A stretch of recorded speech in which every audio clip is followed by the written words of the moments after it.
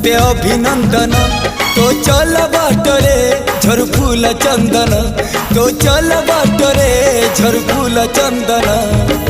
समयर चक्का भौरी घुरे घुरे फूले कांदनालो चढ़ीबु तू फूल सवारी धीरे धीरे फूले कांदनालो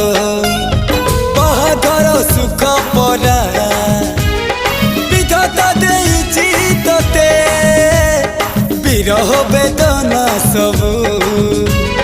सहिबाकु हवा मते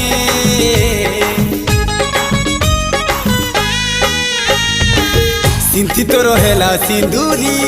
धारे धारे फूले कांदनालो चढ़ीबु तू फूल सवारी धीरे धीरे फूले कांदनालो।